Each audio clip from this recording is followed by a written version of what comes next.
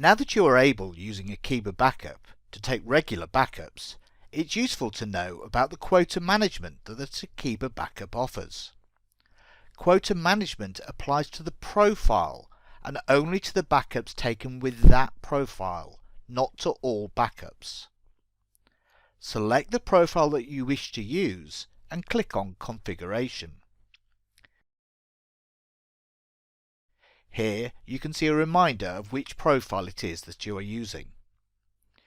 If you scroll down until you reach Quota Management, there are several different options available to you. If you hover over any text on the left, you'll get a pop-up explaining exactly what each option provides. Here we can enable maximum backup age quotas.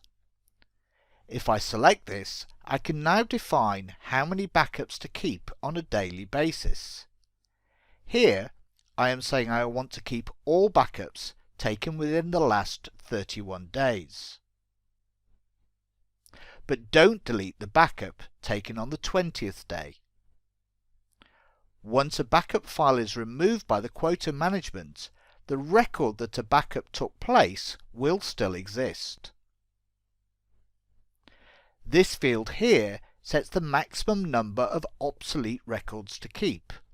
In other words, records of backups that took place where the backup file is no longer present.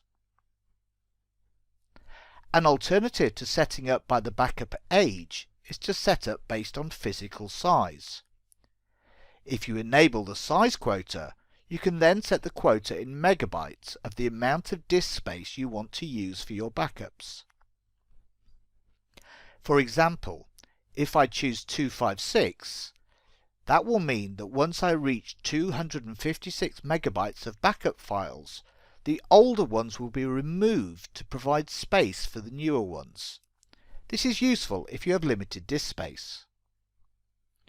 Alternatively, you may choose to enable the count quota. The count quota will keep a specified number of backups. As you can see, you can choose a predefined number or enter your own here. Finally, if you're using a Quota Backup Professional with remote file storage, such as Amazon S3 or Dropbox, you need to enable the Remote File Quotas option in order for the quota that you apply below to apply to that remote storage. I usually choose the Remote File Quota, the backup age of 31, so I keep the last 31 days of backups, but I keep the one from the 20th. If I save and close that, and now go to my Manage Backup, you can see exactly what has happened.